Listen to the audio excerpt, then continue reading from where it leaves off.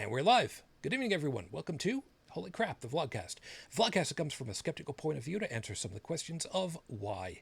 This Vlogcast started as a combination of spite and the Streisand effect because, much as I like to talk a lot, and I do talk a lot, I got too much. So I'm basically divvying out to everybody tonight. Whoopie dang. Part of this is to follow through the old adage, sometimes the journey is more important than the destination. I'm your main host. I'm known as Shujin Tribble. Over there, you can find me pretty much everywhere under that name, Shujin. Good to have you guys with us. Hi. Yeah, things are a little bit of an annoyance on the technological side, but you know what? It is what it is, and we're here, and that's the important part. So let's go ahead and introduce everybody around the board, starting at the top left-hand corner of North America. Dallin, good evening. Good evening. Yeah, you'll notice I did not go looking up any new city names just yet. I'm composing a group listing of them, so I'm gonna get you. It's just not tonight. I'm reading a story series right now that involves an ancient elder artifact artificial intelligence with incredible space time altering powers. The ultimate deus ex machina, and they call him Skippy. And you remind me of him. And here Smart ass. I was just waiting for you to go ahead and say all we know is he's called the Stig, but that's I'm foreshadowing to something. I'm foreshadowing to something. All right. From the Midwest, the U.S., Bridget, good evening. Good evening. Just a little bit off to the right into Ohio, Joey, good morning. You've got that decided lack of audio thing going again there, Skippy. God darn it. Apparently, I unmute myself, and then my cord gets caught on the damn wheel of the chair, so... Then he has to mute himself to prevent the flow of expletives from... No, the cord simply got caught, and when I went to lean back up to just talk, I apparently hit the button again on the side of the chair. Still sick. Yeah, we'll see how long you last then at this rate. Well, sick, but not sounding dead. No, that's true. Doing better. Yeah, well, that's a low bar right there, man. And from... She turned me into a newt. Back over the pond, over to Paris, France. Welcome back, Joseph. Good to have you. Good morning. How you doing sorry, today? I've been missing out for the past few weeks. But No, things have been a bit hellish. Okay. Yeah, we kind of figured things were a little on the nut side for you. I was gonna get in touch with you to find out if you didn't make it tonight.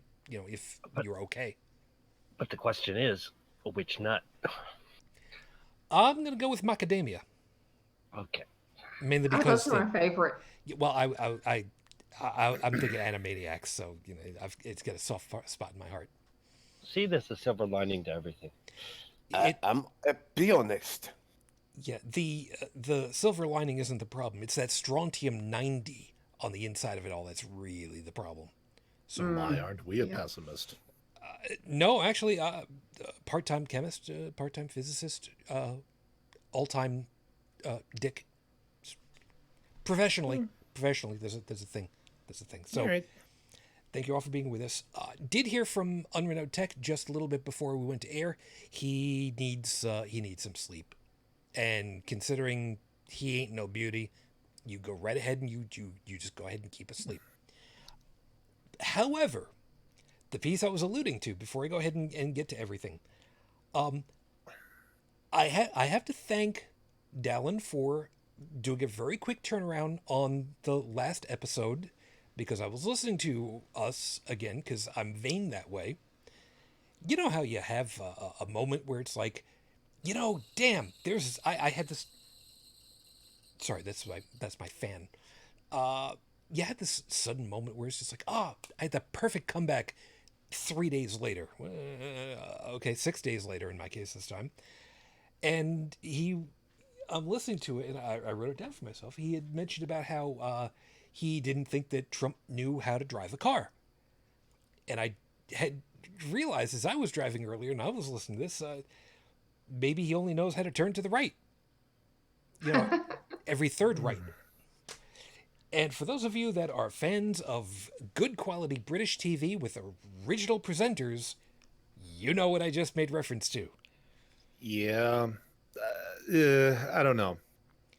It was a good joke. No, as the chimney sweep once said, there's nothing like a good joke. We'll just leave it at that. Okay. Am I That's supposed just to... a little cringy is all. Okay. I was thinking maybe I had to start singing I Love to Laugh, but that was Uncle Albert. That's a whole other... Wow.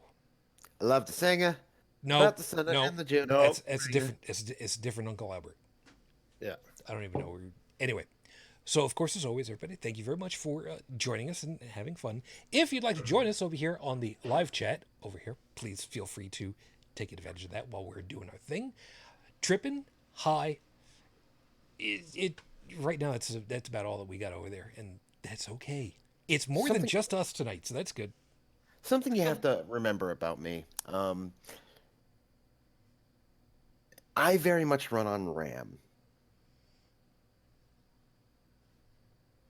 Of course, in my case, random access memory doesn't really mean what you think it means.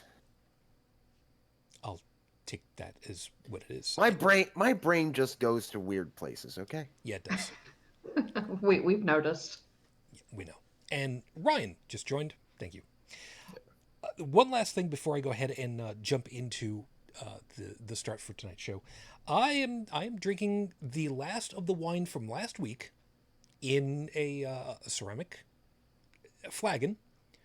And I know that it's a flagon because it has a molded dragon on it. So it's a dragon flagon. It's a flagon with a dragon, which has got the brew. This is true. Those of you that get that reference, I love you, my people. Now, the reason why I'm drinking this specifically like this is because I am not Sicilian. So collectively, from all of us, and I'm pretty sure I speak on behalf of everybody here at HCTV, Hollywood, don't you dare desecrate The Princess Bride with a redo. It's not necessary, it's not asked for, and the internet has already spoken. Don't make me to fly to France, dig up Andre the Giant, come back to Hollywood, and bash somebody over the head with his femur. Bridget, that would be a fatal femur. Yes. Bridget, the femur is the strongest bone in the body, if I remember correctly, right? I don't know. There's some people that I think are boneheads, that their heads are probably stronger than femurs. Yeah, well, okay, we're not talking about thick heads here. Technically speaking, from a structural standpoint, teeth are stronger than...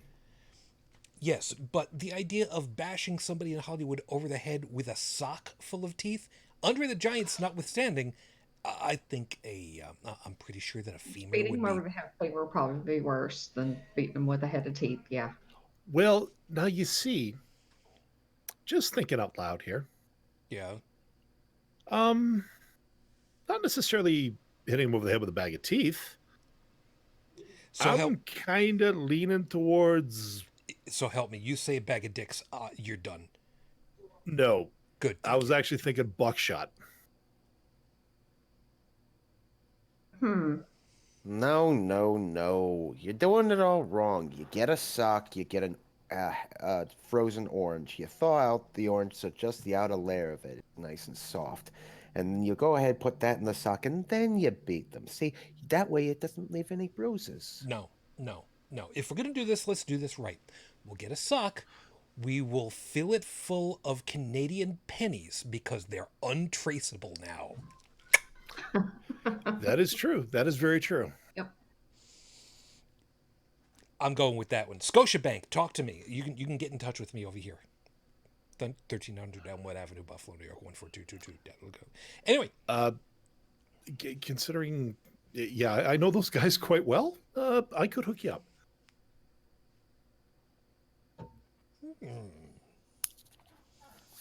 I was just about to say something that I really shouldn't say on the internet. Actually, you know what? You know what I'll do instead? I'll get a bunch of toonies. I'll freeze them.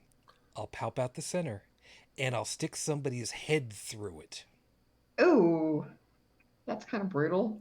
Yeah, in case you're wondering, ladies and gentlemen, listening from the year 3025, when That when hole I is a little say small. when I make the statement that Shujin Tribble is very passionate about the movie The Princess Bride, I cannot overstate this comment, ladies and gentlemen. Yes, I Uh, over the years I have told people at the end of a DJ set, if you don't if you believed in true love for even 5 seconds, if you don't have the movie, find it in the $5 bin and take it home. And if you don't love the movie, I will buy it back, no questions asked. I have had one person in particular who went ahead and did it out of spite, bought it and watched it to tell me. I asked them, so where do I have to send the money? And their response was in all capital letters with 3 exclamation points, mine. No. Now, what he said was to bluff, which is to gamble. That's definitely not a good thing. Nope, and that's a whole other thing. So, it's inconceivable. okay, Liar, okay, liar, liar, liar, liar, liar. okay, Dallin, that was Yes. much less, zany and much more Daffy Duck, so you're off the squad now. So, Ouch. You're despicable. and you need to dry out your pop filter now. So Yeah, anyway, not so much. yeah, Oh my god, I I've got to was run in this thing. I'm not kidding. no for I'm laughing because one of the easiest ways of making a pop filter for those of you that are looking to DIY this stuff is to get a hoop spreader for cross stitch and get some old pantyhose and stretch it across it and then just leave it together like that, and that is a homemade pop filter. For If you have any leftover $5. from your last bank robbery. Yeah, and not to Or an mention, ex-wife, you know. yeah, in my case, it was all well and good until I realized that fishnets don't work that well. So yeah, it looked cool. The sexier. Yeah. What are you gonna do? If you're getting boners over pop filters, you know what? I am not one normally to kink shame. What you do, you. And I do quite frequently. So thank you. Yes, I'm 50, but I'm Oh. not dead. You're welcome. So let's go ahead and get everything started over here because I think the sooner I do this, the better we will be. So with 5 minutes on my clock, yes, I know I still have to get a video or something to put into the bottom, so I've got that to go Obey the with. format. I know. I'm working on it. Your 5-minute freestyle starts right now. Free as a bird. My first DJ show for the season was Wednesday. You know, I enjoy doing it. I really do. I've been doing the DJ set for it. It's now starting into my 11th season, and I kind of challenged myself because it was the 80s set. I normally do stuff from 1975 to 1995 plus covers and remakes, and you get the idea. And I finished the set with 1995, as I should, with Free as a Bird, the Beatles. And it was a great way to end the whole damn thing because it gave everybody the opportunity of remembering, you know, even if we didn't have John anymore, there was still a little piece that had been left over that we just didn't know about ahead of time. And it was great because everybody was just like, "Oh, yeah, that's right, the Beatles. They still had a single, which was great." And that's kind of the impetus for why I wanted to talk about the word free. Because it reminded me also of discussions that I had with some folks just this week. Yet again, people not understanding the idea of free when it comes to speech, free speech. You want to go ahead and you want to say whatever the hell it is that you want to say, you're welcome to it. You want to have your ideas about whatever it is that you want to have an idea about, you're welcome to them, man. Not a worry. But when you start to throw around a term that has an actual proper definition and you're using it wrong, we're going to have issues. For example, I had somebody that is a self-admitted, please understand I'm saying this very specifically, self-admitted part-time troll in Second Life. Some of the stuff that they have done was, let's just go ahead to say, let's say antisocial. I know there's a lot of wiggle room on that one. There's a lot of gray line on there, but just humor me a minute. And I tried to be nice about it. I tried to be helpful. And they wanted to basically say they wanted to have their speech free. Well, they then went on and qualified it, without saying it as such, as consequence-free speech. They ended up using terms like deplatformed, which, as soon as these three terms get put together, free speech, deplatformed, I kind of already know where this is going. And I know it sucks to, like, prejudice yourself about a conversation, but, you know, as we keep saying, there is a stereotype for a reason. Well, they wanted to go ahead, they wanted to have whatever stuff it was, they wanted to be a troll about stuff, and they just wanted to do their thing and not have to pay any social consequence for it. Well, they did, and they have to, because that's kind of the way that it works. And if you don't like it, well, don't let the door hit you in the ass on the way out. But they didn't like that. I didn't say that. I was nicer about it than that. But they still wanted to have that.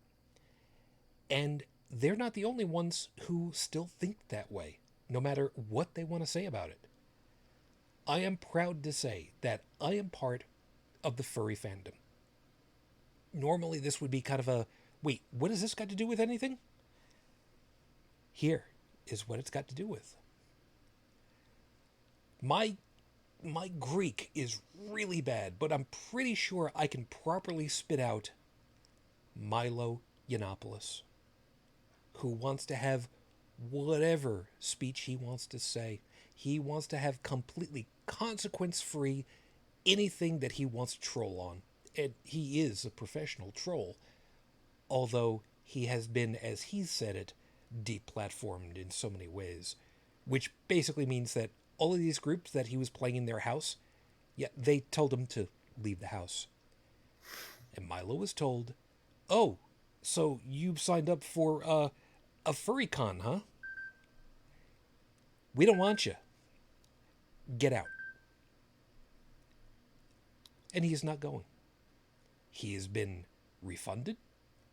His acceptance to be able to be there, his ticket, has been rescinded. And he has been told publicly he is not welcome this year or any other to a furcon, at least one of them that he tried to get into. So, you want it to be free? Congratulations. You got exactly what you wanted. Because everybody else's free speech is free too. But the only one that seems to be paying for it is you. Episode 279 on the docket, Potpourri for 300, please. There's too damn much stuff this week that's been going on. And again, I don't want to talk about my country. There's enough stuff going on. BBC is covering it. NPR is covering it. FOX is covering it. CNBC is covered. You know what? This too damn much, and I really don't want to be dealing with it. So I figured, I know next week is a Power of 10 episode, and we can go ahead and spew whatever the hell we want. But I just wanted to kind of softball stuff and just say, let's just talk. Let's just kibitz. Guys in the live chat might have something that they want us to kind of espouse on, and we'll kind of work it from there and see where it takes us. I did go looking. Unfortunately, as usual, there is no new news for Rafe Badawi's condition, and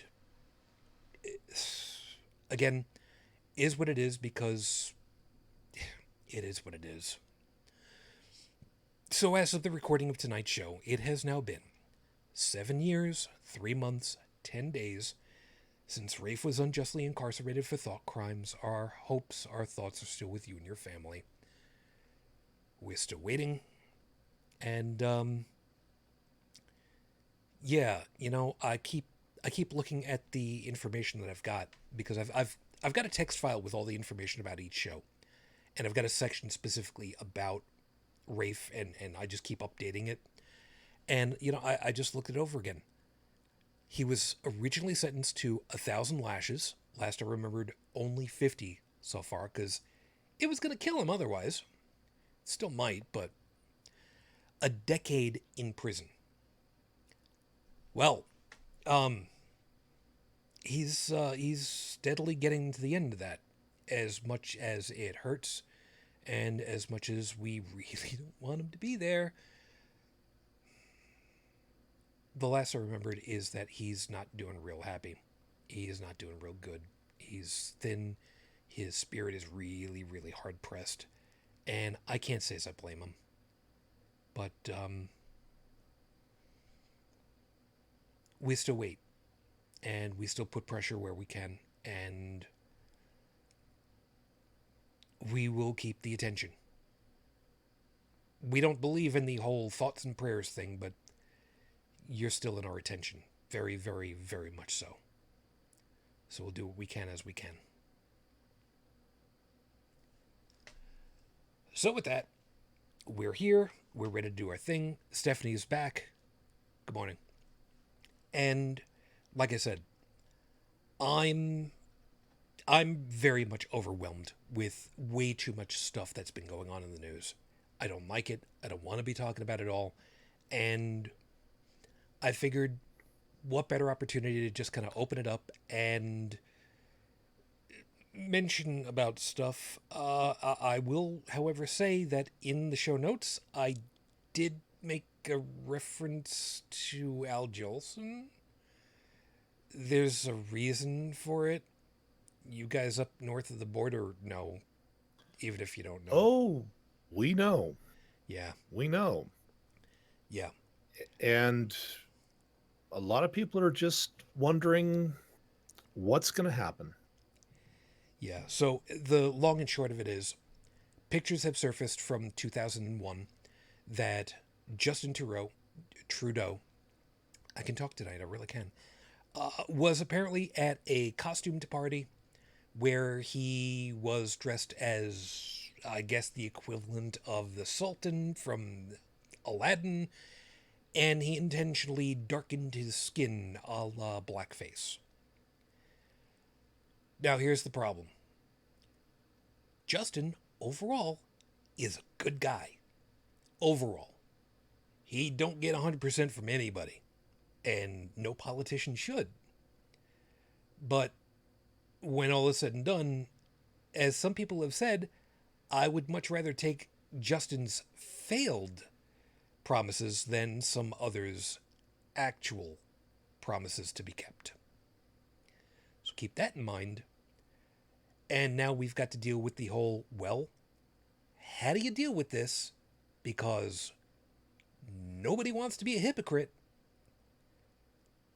But crap, if you take him out of the equation entirely, there's a lot of not good that's liable to have happen. So I put the reference to Al Jolson in there specifically because he did perform in blackface in the 20s. But he was doing it at a time and a place where he was using it to bring the, you know, I haven't done this in a long time, and I need to preface it by saying this was the terminology at the time. He was bringing the Negro culture to the white people in the 20s. Now, I say it that way because that's the way it was portrayed, that's the way it was explained, and for anyone that wants to give me shit about it, the people who got boosted because he was bringing over that cross culture included the greats such as Count Basie, one of the biggest names in jazz.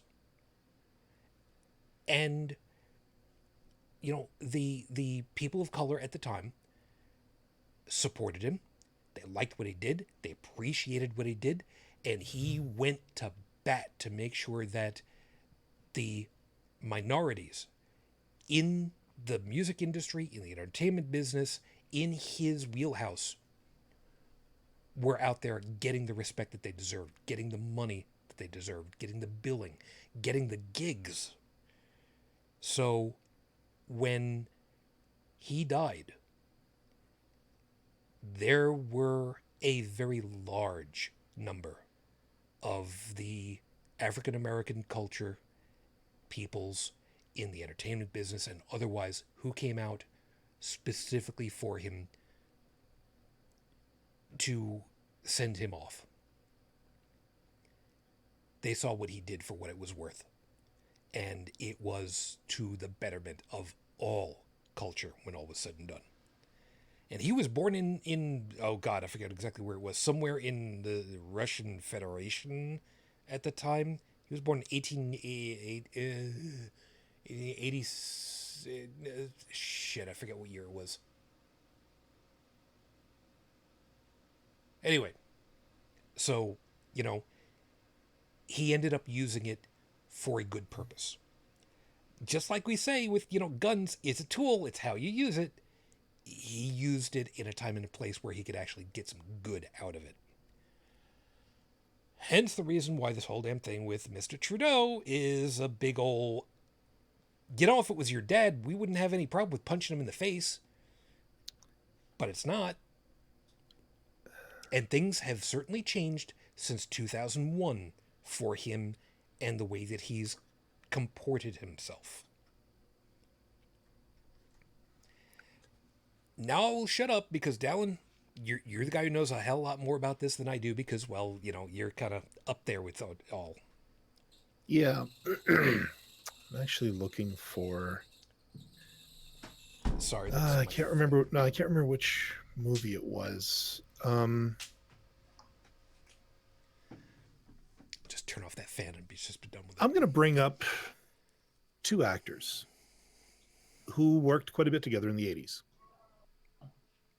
Two people that I think everybody on this panel would agree to know and love.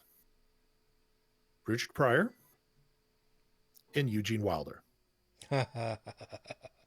They had done a few movies together, as I recall. Yep. And I remember one movie. I can't remember the name of it. But there was a scene in the movie where Eugene Wilder had to put shoe polish on his face so that he could basically hide who he was. Also try to learn how to dance, which the whole thing was comedy.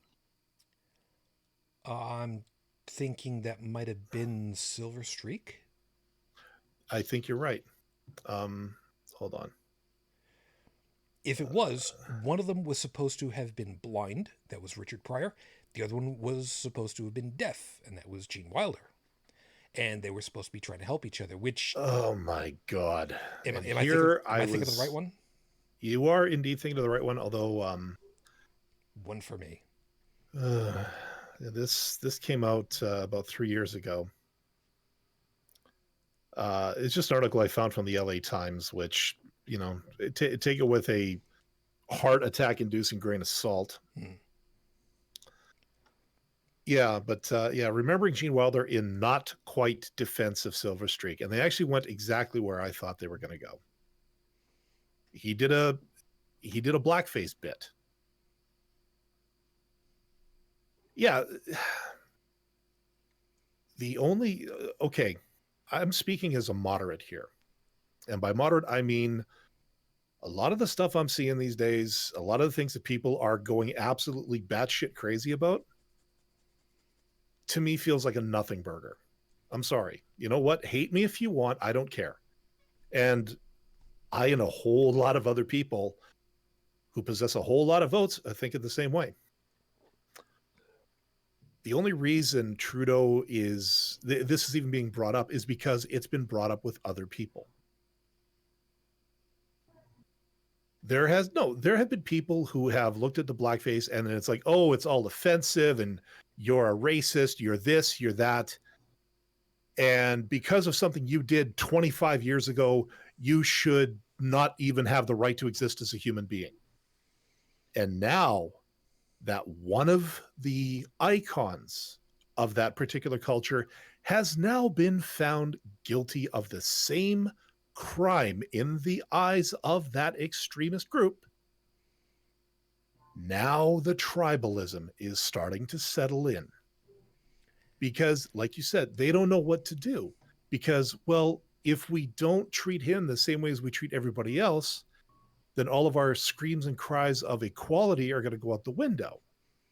But as you said, if we do punish him, hey, look, I've seen the other two potential candidates for the upcoming federal election. I'm worried. Yeah, that's speaking from the province that I live in, one of them wants to destroy our economy. And yeah, that's Jagmeet Singh. He has actually said he wants to end the Canadian oil business permanently. Racism is a great way of distracting people from those. Oh, hell yes. It's one of the greatest appeals to emotion that you can get these days.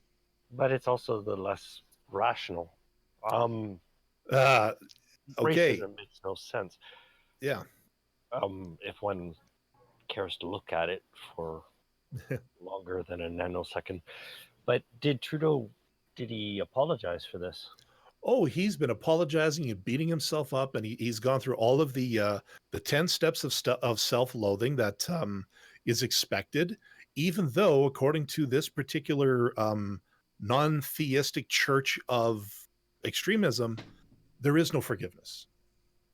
You are damned for the rest of eternity, and your children will also be damned. I hint back to a race car driver who had to step down because his father had said something prior to his death many, many years ago.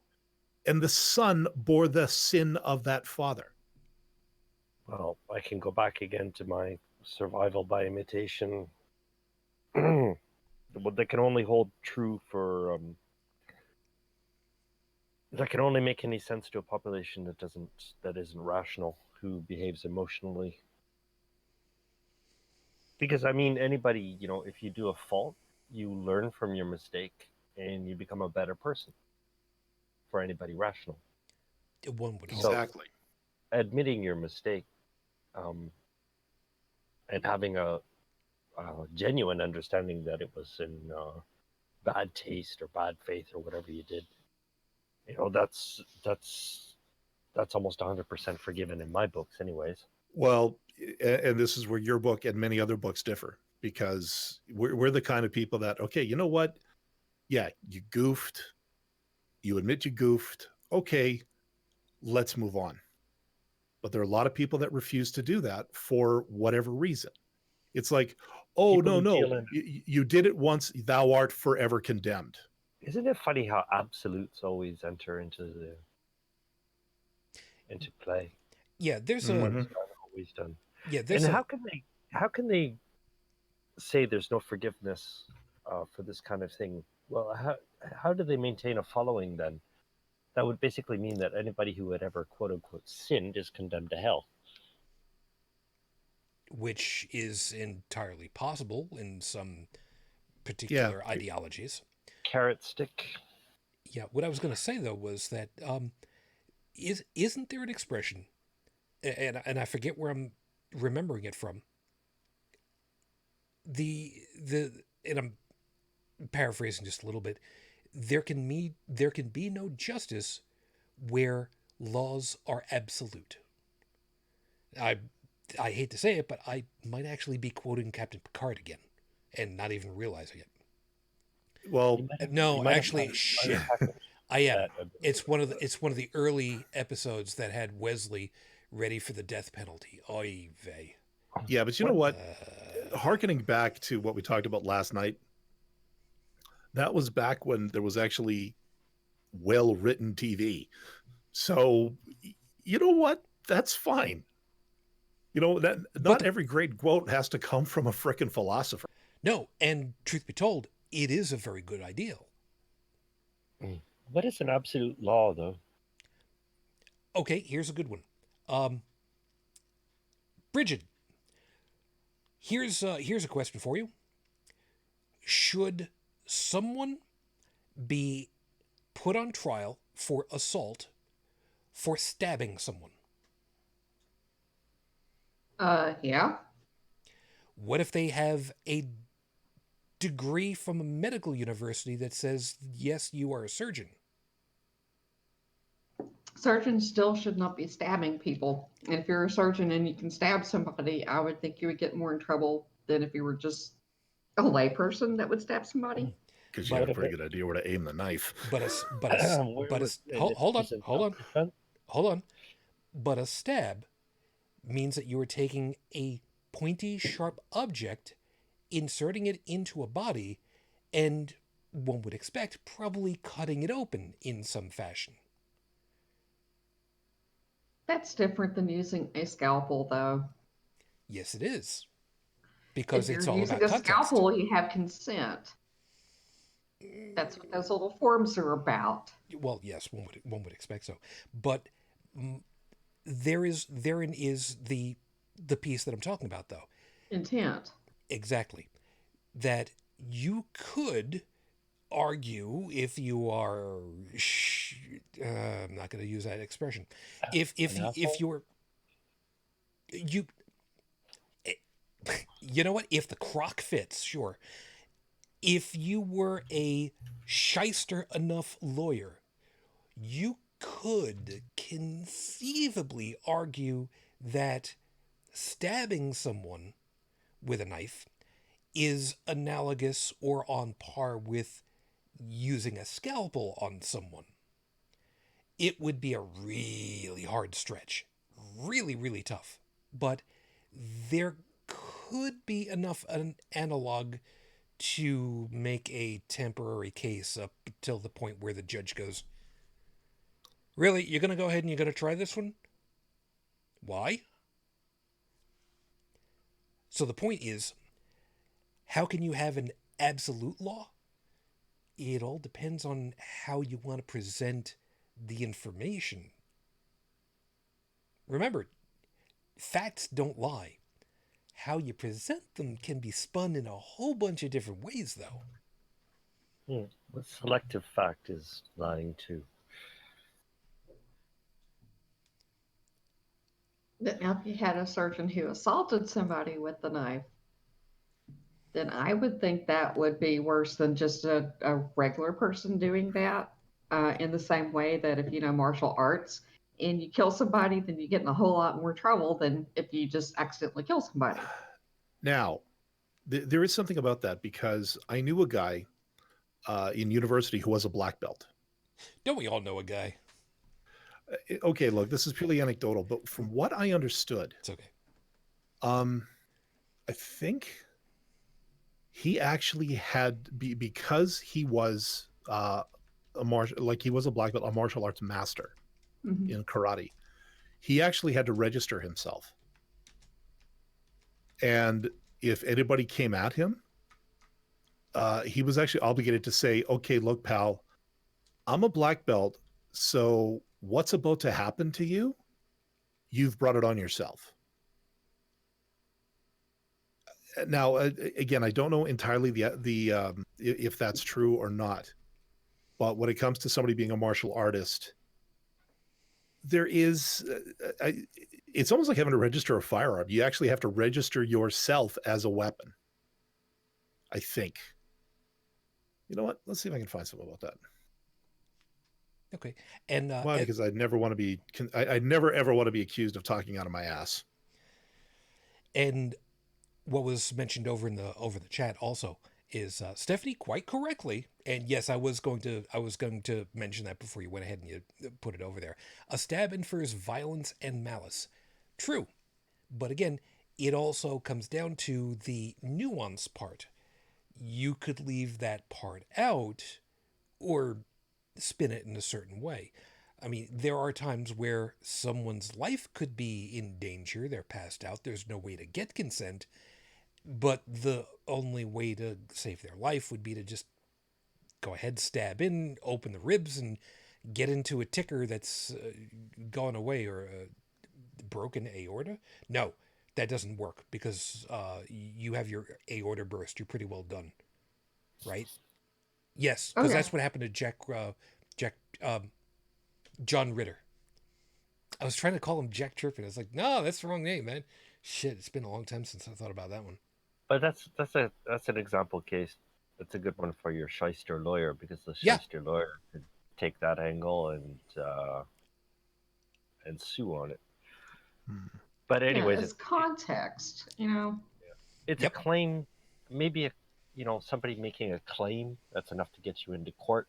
But once you're into court, we depend on rationality to we do analyze the context and all that.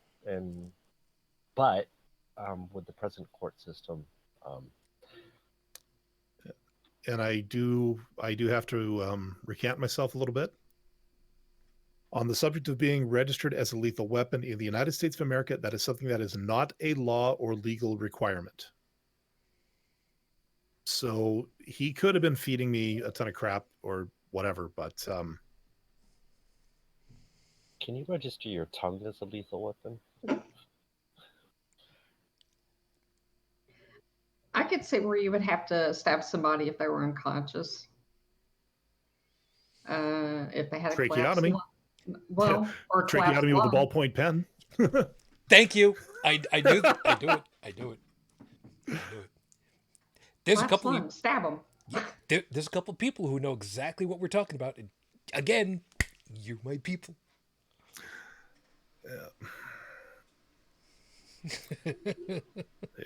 But bless me, Father, for I have sinned. I had to use a Bic to save someone's life this week.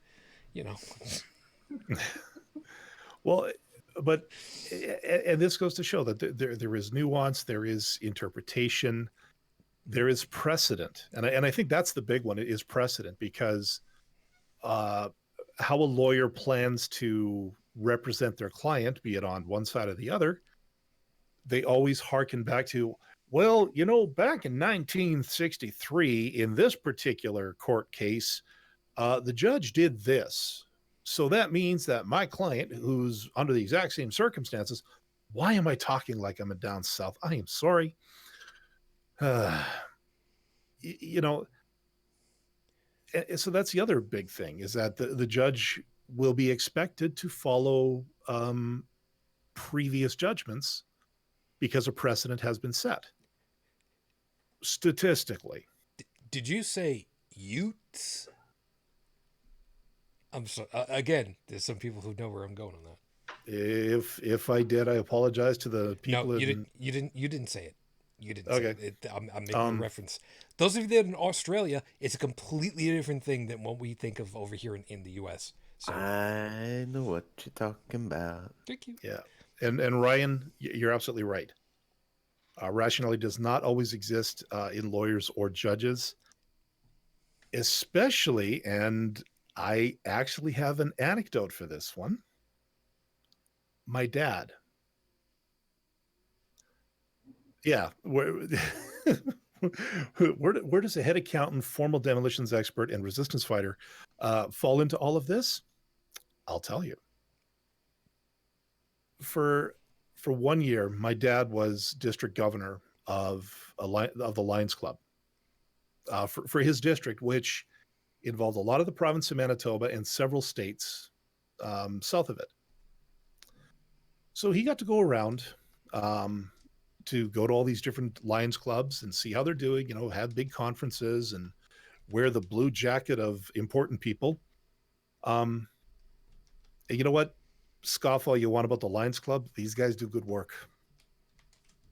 They are an organization that does an awful lot for charity, especially when it comes to disabled kids. My dad's personal project for most of the tenure of his time at the Lions Club was working on the program to help train guide dogs for the blind. As a matter of fact, he has a tree planted in his honor at the Memorial Forest in Ontario. Haven't gone out to see it yet, but anyways. Down in the States,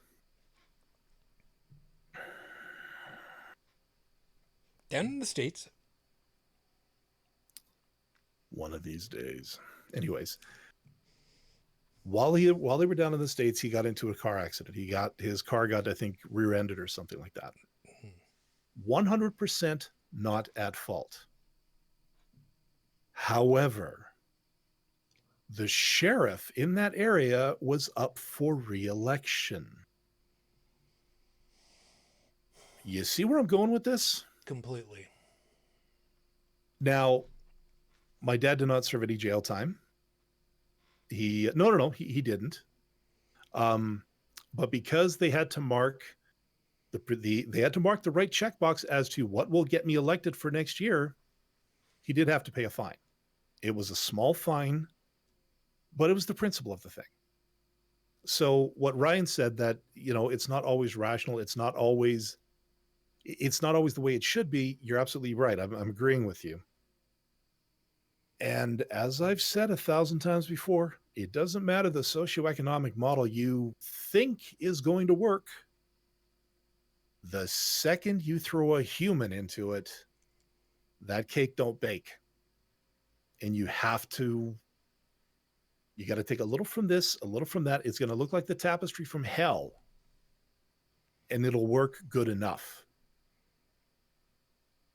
provided it's maintained. Which is, again, maintenance, vigilance, education of it, and knowledge of how to keep it up. This is what y'all need. And as we've said many times before, that's not exactly happening these days. Yeah, no, it's not. And that's disappointing, to put it mildly. Yeah, but what did happen today, let me call this up. Let me see here. Oh yeah, and for those of you that are listening after the fact, yeah, I did another bit yet again for Dallin that I wrote, hence the reason why you didn't hear it. And good that you didn't hear it, because nobody really needs to hear me sing right now. Yeah. But I wanted to share this one, just because we're looking for levity. A little bit. Yeah, and I know I know you don't like talking about your country, but look, you guys are giving us content here. You serve it up like a plate of sashimi. Oh, I know. From Global News here in Canada. Wait a minute. Are they one of the? I'm trying to remember who's the not it. They're okay. Okay, I'm trying to remember. CBC is good. Who the hell am I thinking? Oh, I might be thinking of the Sun in Britain. Yeah, and actually the Sun here too, but that's another story entirely. No, Global News, they actually do their news channel, or well, not a news channel. They're a TV station here, all across the country. So you got Global Calgary, Global Edmonton, Global Vancouver. Anyways, Area 51 stormers showed up And one hero did a perfect Naruto run. If you guys are into anime, you know what I'm talking about. Now, here's the thing, guys. Here's the thing. So 2 million people were doing the gigantic, hell yeah, let's go storm Area 51. They can't stop all of us, as we heard. And we were all, okay, some of us were, let's admit it, we were hoping for the Burt. We wanted to see the Burt, morbidly. Well, some of us. But anyway. Yes, some of us. Well, approximately 1,500 people showed up. Which is a respectable... No- oh, yes, by the way, Stephanie's also saying the sun is a joke. A sick joke, yes. Yeah. 1,500 people showed up in Rachel, Nevada on Thursday. Police were expecting numbers to reach 30,000 by today. I did hear something later today. 75 people made it to Area 51 to protest. They should have just invited the guys from Burning Man. That would have gone over great. Protest what? The fact that they were holding aliens against their will, and that there were secrets there, that there should not be any military secrets in America because Reasons. Yeah. Yeah, I saw that one coming from... Dude, Piscataway, New Jersey? Right over that way? Yeah, I know exactly where you're going. That way is east for me, by the way. I'm sympathetic for the fact that you know of a town called Piscataway. Anyways. It's Jersey, man. Are you kidding me? Native American language. Yeah, so, oh yeah, here it is. More than 2 million users joined the original Facebook event to raid Area 51 in search of aliens over the summer. Their so-called battle plan was simple: overwhelm the facility through sheer numbers and dodge bullets by executing a Naruto run. Yeah, basically comes down to Zerg Rush. What Yeah. is a Naruto run? There's an anime called Naruto. It's about a kid who's training to be a ninja, and basically when they run with their head sort of down and their arms checked by their side. You know, it looks like something out of a bad Power Rangers episode. Okay. I'm sorry, as opposed to, no, we're not going down that. We're not going down that rabbit hole. It's kind of the Ministry of Silly Walks. But for running, kind yes. of, except this would be the high speed Ministry of Silly Walks, or would it be the Ministry of High Speed Silly Walks? I do not know. Anyways, well, Silly Walks on coke. Yeah, but you see, this is funny. Oh, and 5 people got arrested. Grand scheme of things, okay. So one of the biggest internet memes of this year so far turned out to be the single largest nothing burger with a side of fuck all fries and an absolutely nothing milkshake. I'm gonna have to talk to the doc about that one. He gave me a good one for that, but yeah, it was just. See, this is indicative of meme culture at this point. And this is not something new, just the title for it, of meme culture. We've heard for as long as we've been alive, bullies will not stand up to you if you stand up to them. Mm-hmm. This is basically, if you would have flipped that the other way around, those people that want to go ahead and talk all big, generally speaking, they're not really ready to actually be there all big when all's said and done. To be fair. No, we're not going to do that one, because did you run the numbers to find out what percentage actually showed up as compared to the 2 million that signed up so that they want to be there? No, I did not. It's an incredibly tiny percentage. It barely registers. Yeah. Anyways. My calculator went ahead and said, you want to go ahead and just divide by 0. Just tell me. Yeah. Look, the guy who started this whole thing, they actually caught up to him long before this was going to happen. All he said was, this was a joke. He says, look, if everybody wants to show up, let's go to a bar, let's check out the sites, let's have a few beers, let's have a party. But no, we're not going to bum rush a military installation. Are you freaking crazy? Well, it's it's a great experiment. yeah, but About- See, it from was that, an unintentional experiment. Agreed. yeah, You know, it just the No, fact that people are more worried about things like this than actual, you know, uh, yeah, demonstrable existing economic problems and things like that. but everything is a distraction these days. You know, And- you want to and oh, I went off on somebody on Facebook this week too about it. Stephanie's right. Never underestimate stupid. Mm-hmm. Yeah, no planet ever lost its orbit underestimating the stupidity of some people. Anyways, no, I get into it with somebody this week about the whole brown face and everything, and you know what this could spell and everything. And I said, look, you know, I miss the days when we elected people based on their platforms, based on the mandate they're willing to pick up and run with. You know, pardon my poeticism here, but to have bestowed upon them the mantle of responsibility, a few people will get that, so that they can better govern the country that they are, you know, so that they can actually, you know, aspire to the office for which they're running. Once upon a time, people had integrity. They had principles, and they had the. They had separation of professional versus personal. When Agreed. Okay, and I've harped on this one before. Jack Layton, former head of the NDP government here in Canada, or the NDP party. I just said New Democratic Party, whatever. It's okay. Okay. To go with that one, as a sideline, I will bring up JFK on our side. I'll tell you how that one goes, how these two go together. Yeah, so Jack Layton, I never liked him as a politician. Well, he didn't like you. So, yeah.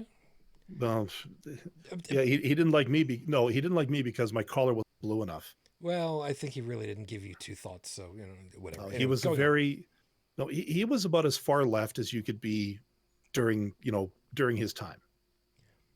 And he was the head of the official opposition when Stephen Harper was in power.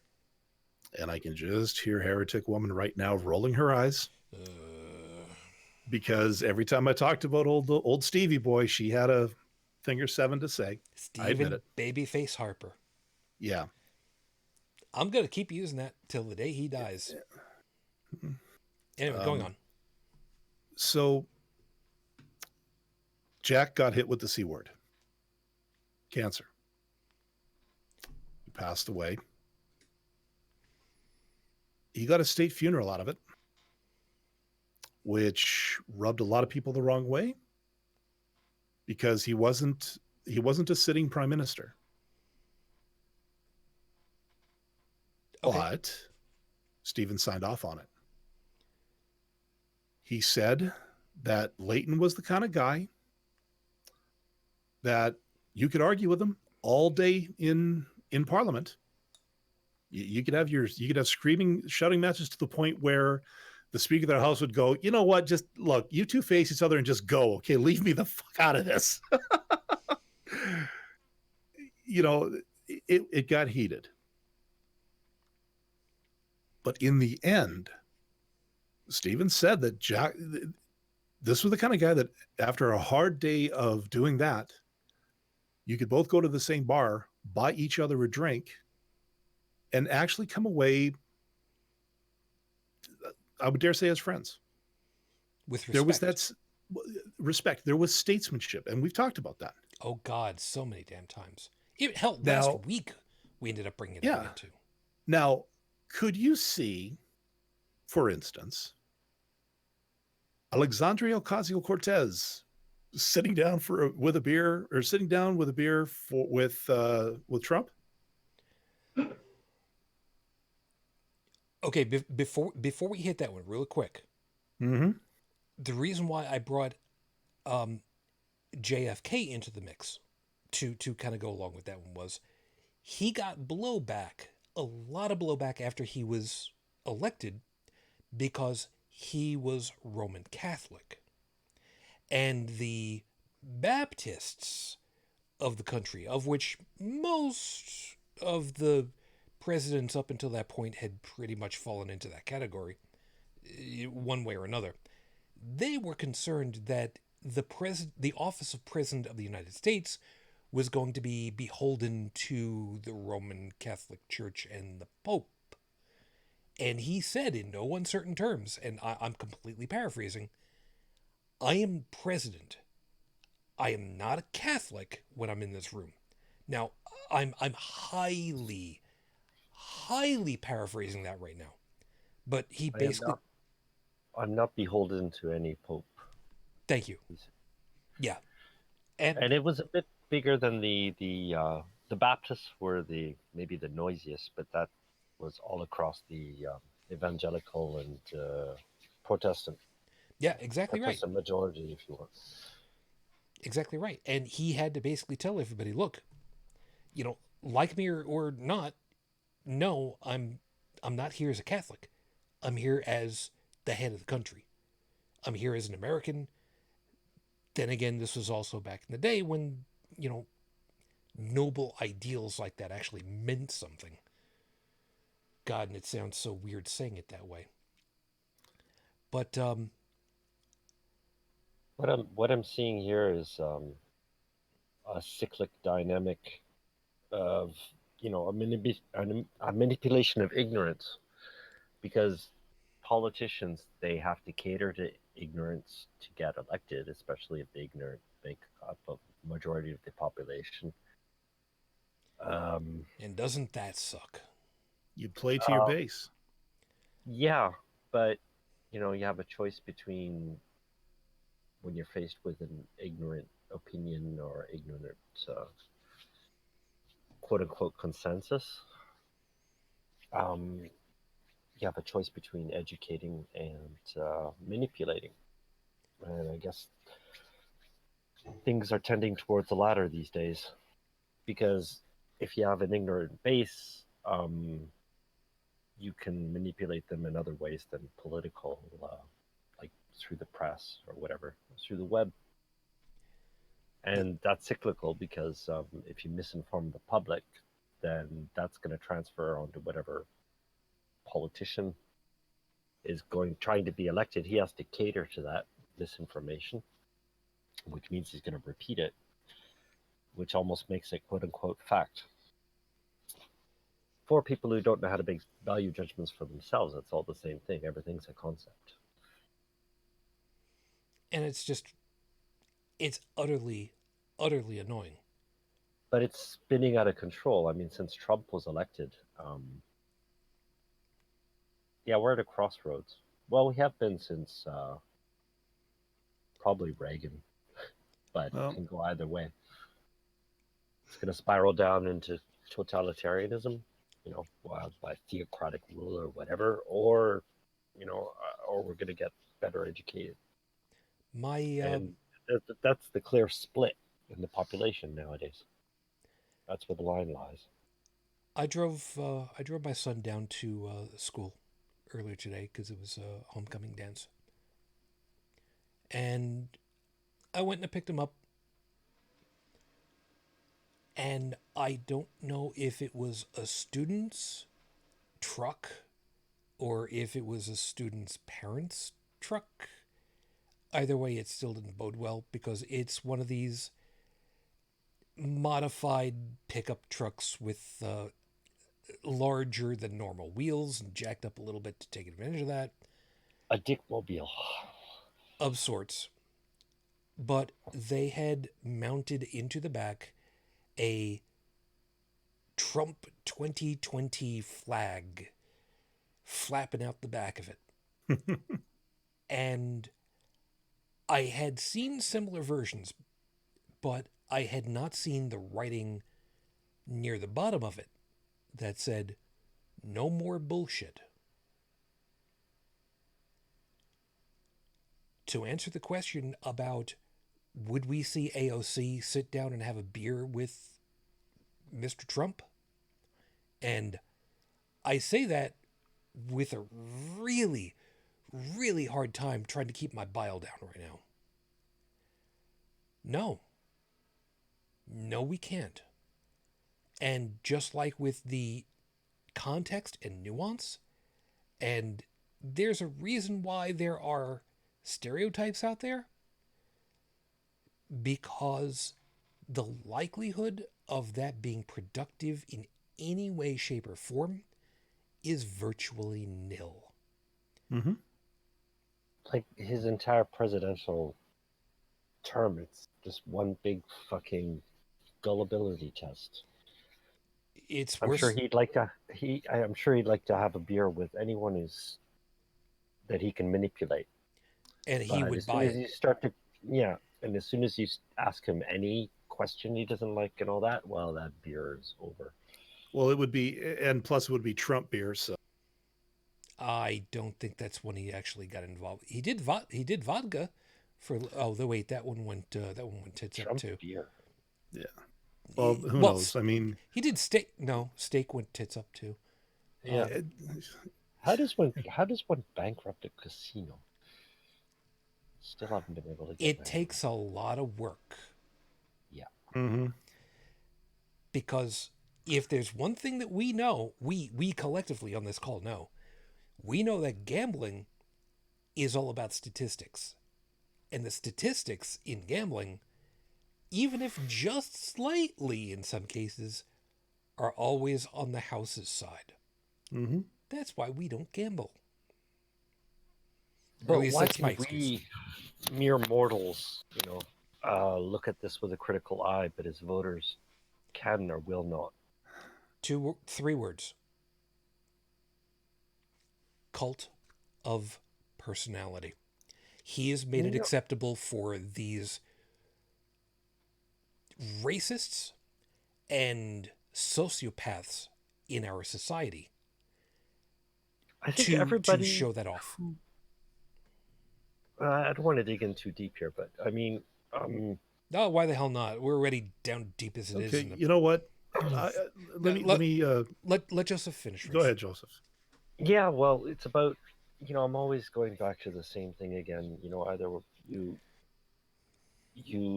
make value judgments for yourself on your environment, or you let somebody else do it for you, and your sphere of judgment is basically limited to your own comfort level, and that basically transforms everybody into a sociopath, psychopath, whatever you want.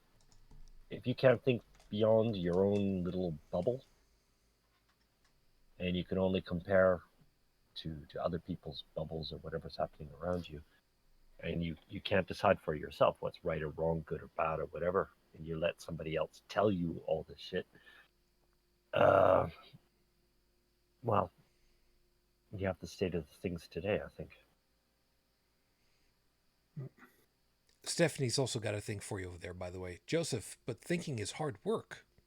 And this But that's dovetails into what I was saying. Yeah, and then we get into neuroplasticity. But anyways, Well, Wait, no. wait. That's a totally different animal. sorry. Neuroplasticity is about retraining your brain after certain periods of time No, and such. it's actually an extension. Thinking is hard work, but thinking over time is neuroplasticity. Building of thoughts, built on thoughts, built on thoughts, built on thoughts. You got to start somewhere. Yeah. If you want to find the road to reason, Okay. you have to start. And I'm arguing that a good lot of the population hasn't even started. Okay. There is a lack, and oh boy, I cannot believe I'm dating Dude, myself. it's this show. Anything goes. You know that. No, I know, but by saying this, I'm echoing every parent that I ever grew up around. There's a Like my friends' stereotype parents. for a reason. Lack of personal responsibility. Yes. And that goes beyond religion. It is life, okay? Yeah. Thinking is hard. You know what? Life is hard. There's a reason. There's a reason of the truth behind the term life is suffering. Because there are, look at all of us. Uh, We're well, a minority. okay. Well, no. We're in the out No, group too. So, it's but like no, people like but me here's are the thing. just intelligent enough to make things difficult for myself. Uh, okay, but the majority of us, Monday through Friday, we work. We get up in the morning, we go to a place where we do something. At the end of that day, we get a little tally that every 2 weeks we get money. And that money allows us to pay our bills. It allows us to buy our food. It allows us to put gas in our vehicles, which again are purchased with that same money. It allows us to pay for the mortgage, for the houses, or the rent, depending on your situation.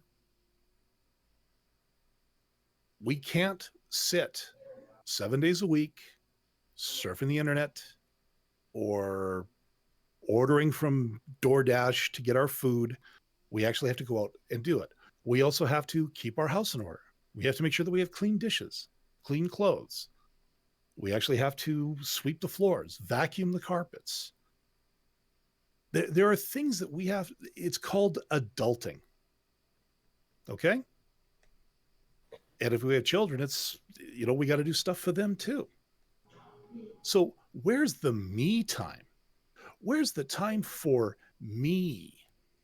Why can't I sit on my ass for 9 hours a day and just watch YouTube or watch Netflix?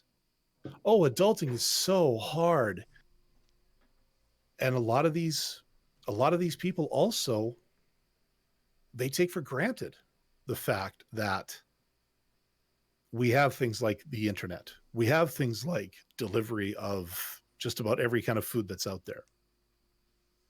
We even have food subscription services these days. Like HelloFresh and stuff like that.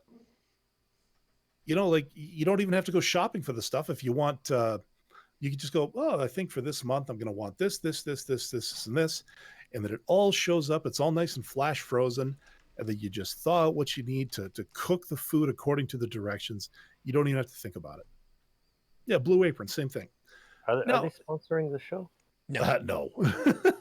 If they were, we'd lose it right now because I don't hold. Look, I don't hold a lot of these guys in a very positive light. I think it's cool. I think it's a good way to learn about things. But the fact is, there is such a huge amount of complacency these days where we don't have to do a lot of the stuff that, we even had to do 20 years ago. Comfort bubble. Bubble of convenience, I want to say. Yeah, but it's the same thing. It's like everything within your eyesight or nose sight or whatever sensory sight. Yeah. And anything beyond, people will buy what they're shown. Yeah, but now it's getting to a point where people who are of the age where they can, start being, in the public light, where they can be politicians, where they can be these kind of people, they're walking into this with absolutely no idea of what it took for us to get to that point.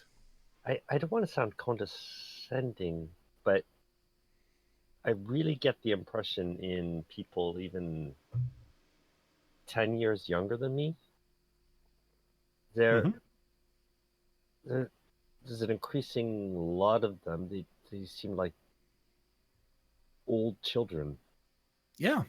I mean, some people I've met, I've just, especially in this technological area, I just them and I'm going like, how the fuck do you get by in life? I mean, if you can't even figure out something that's on your desktop. Yeah, back in the day before. Yeah, well, something on your desktop, basically a computer, anything you have in front of you is basically a puzzle for somebody who's never learned about it. But I mean, where am I going with this?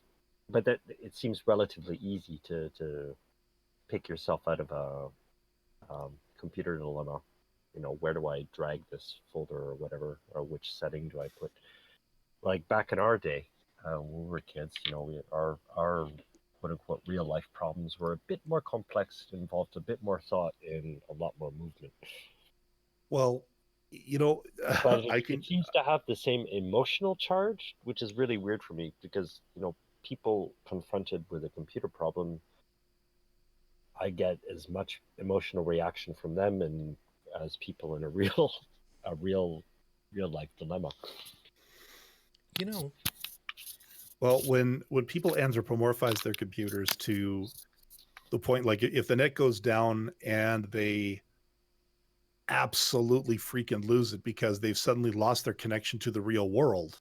Yeah, no, what they consider their world. Yes. Yeah. When you see people like that, or when the punishment for when you punish a kid by taking away their cell phone and they're 12, this is what I worry about, is that those who are expected to govern or who are expected to be in positions of leadership in the political sphere, they have to have an understanding of the history. And it has to be, and they have to acknowledge that, of how things have worked in the past. Because look, a country does not make it past 200 years without having picked up a little bit of wisdom along the way and understanding there are some things that historically have worked in the past. And that a lot of those things now, many of those things should continue. This is not to say that you can't branch out to something new. No. But you got to get that foundation in there. You got to get people in there who understand how the present system works so that you can get there and then effect change, if possible. Unfortunately, a lot of people who get elected, they have these grandiose plans, these wonderful promises, these, oh boy, I'm about to shoot myself here. These Elon Musk grade promises of a better world. And then the second they get into office, they either say, fuck it, I'm here now, who cares? Or they finally get the books opened up and they go, shit, we're in worse trouble than we thought. Well, not much I can do about it. Well, they face total opposition for, when they want to enact whatever they. And the thing I have about that, Joseph, is do they face opposition because they haven't thought it through, or because, or is it because it's against my narrative? Well, if you're talking about the U.S., it's a bit more complicated than that. Because, well, Canada's no different. If you're rational, you expect the other team to play by the rules too. But if they don't, you're screwed. Which is why a Republican minority could basically block everything, like, for example, Obama tried to put through. Yeah, but go ahead. Yeah, there's a thing that has kind of been running around my head for a little bit here, Joseph. You are old enough to remember. I'm assuming for a second, because I don't know where you were or if culturally it made it your way. The TV shows from the 70s that are at this point iconic, like MASH. I'm assuming that you grew up and you had seen MASH. Oh, that was just, yeah. Okay. That was one of the few shows my parents would allow me to watch. Okay. How about All in the Family? Yeah, I saw a few of those too. Okay. I didn't like that. No, it's okay. Let me kind of branch out a little bit further from a couple of these and see if these ring a bell for you at all. Golden Girls? No, hold on. Too far ahead. Oh, Rhoda. no. Okay. The Jeffersons. Yes, Okay. that bothered me too. There's another one I was trying to think of it. I can't think of it off the top of my head right now. All right. Anyway, the reason I'm kind of bringing these up is that the mid 70s, we had a number of TV shows like MASH, All in the Family, Rhoda, um,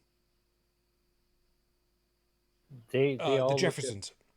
moral Yes, dilemmas. They were always examining moral. Even Star Trek did that. yes, they were looking at the character of people Mhm. and how they dealt with life.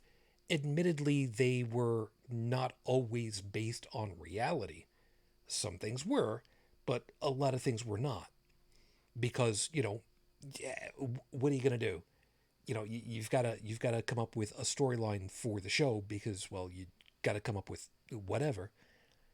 But at the time, these were in the social consciousness, and they challenged us to better understand other people and, by extension, ourselves, which is what good quality science fiction should be doing, which is explore the human condition, hold up a circus mirror to ourselves. We don't recognize it's us, but we can see what's going on and start to think about it, and then put the pieces together for ourselves. A moral dilemma is a moral dilemma, no matter how you dress it up. Yes, but looking at a moral dilemma, a rephrase, looking at a moral shortcoming in the funhouse mirror where you don't recognize that it's your own shortcoming gives you the opportunity of looking at something much more dispassionately, understanding it better, and then realizing, oh, wait, this is me that we're talking about. Oh, I don't like this. Where You I'm know, going, Star Trek. Actually, Star Trek did this. It examined the problem of racism in a much more effective way than the Jeffersons ever did. What's that episode in Star Trek where there's the let this be uh, your last battlefield. where people are black on one side of the face and white on the other, and Yes, they were fighting against the opposite. Yeah. yeah, it was called Let This Be Your Last Battlefield. Okay. Um, I'm not if that much of a enthusiast. I, I got it. I am, Yeah. and one of the people that was on that was Frank Gorshin, otherwise known as the Riddler, the only good Riddler. Thank you very much. But that even if I don't remember the name of the episode, that stuck with me. Yes, exactly right.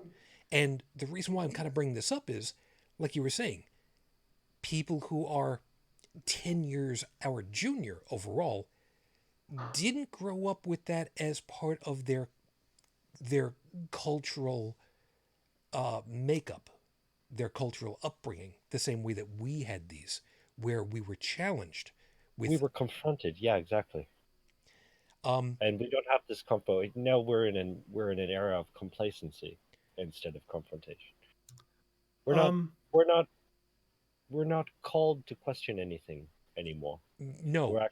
We're more being told what to think, Well, part of the problem is that, and what model to follow, well, to imitate. and Bridget, you I Sorry, don't know if you're Nash. going to have anything to say on this one. Comparatively speaking, going by the sci-fi model, we're much more living in the dystopia that we were always afraid of with what we saw back in the day. Might you think that? Yeah. Definitely living in a dystopia. Well, um, By And it's, comparison, yeah, I want things to are make sure. going that way. Yeah, I want to make well, sure that I put this out there. By comparison, Yeah, we do not have Brondo out there watering the lawns. We don't yet. have yet. yeah. We don't have the sleeper waking up in his sarcophagus and diddling his adoptive niece or whatever. Anyway, we don't have guys in hockey pads drinking milk and singing in the rain. Again, yet yes, there's some references and all that. Well done. I'm sure there's some drunk Canadians up there. Anyways, Well, I don't know. Hockey season hasn't started yet, right? well, yeah. Not yet. No, it's getting close. Yeah. Oh, if you're wearing hockey pants when it's raining, it has you Yeah. almost have to be. Um. Anyways, but what I wanted to say is that this the the right. I know those who would be leaders over the ignorant. Um, they would like us to believe that this dystopia, actually, our dystopia is their utopia. They would like to tell us that it's already there and it's making a lot of noise. You know, the religious right is making a lot of noise. But if you look at the actual numbers, you would see that they're still in the minority. But if we're going to believe the noise level that they're trying to make, um, if we take it for reality, then and throw in the towel, well, they're going to win. But we really have to look at the actual state of things before even answering their noise, you know, because if they put out bullshit and we spend time talking about it when it's just bullshit, that's actually giving them, even that's to their credit. We're adding to the noise. But anyways, yeah, we have to take a real state of the situation. Therein lies part of the problem, doesn't it? The fact that we've got to deal with this at all. At this point in, I'm going to Even sound, separating the bullshit from the reality is, it takes responsibility, it takes thought, it takes it Mm-hmm. does, time. but is there something wrong that I look at this and I say, why the hell are we still doing this? I mean, we had to have all seen the memes at this point that are just like, welcome to 2017, where we've got to say, yeah, guess what? Nazis are still bad. Yeah, guess what? Vaccinations work and they're effective and safe. Yeah, this is good. This is the way that things are. This is reality. The Earth is an obloid spheroid. God, I actually said that right the first time. Wow, alcohol does wonders for your brain sometimes. Lets it work. And it seems like common sense is not very common anymore, and No, people are willfully ignorant. I've always And hated that term. I'm Sorry. really tired of the endless war, and it looks like we're going to have even more of it. And how much is enough?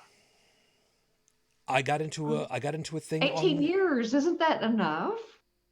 uh yeah, I got into a thing about gun regulations on one of the platforms that I frequent. I'm not going to name which one because I'm not going to go that angle right now. But the person that was originally posting was saying things along the lines of, if you go ahead and see about removing guns from the population here in the United States, you're looking at Civil War II.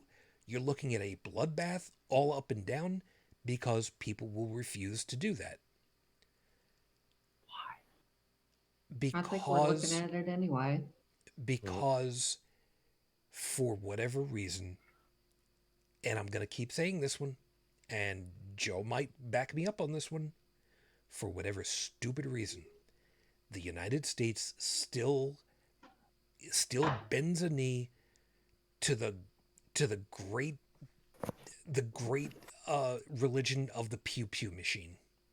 But I think you can tie this back into what I was saying earlier, when your entire world is a comfort bubble and it's everyone for themselves.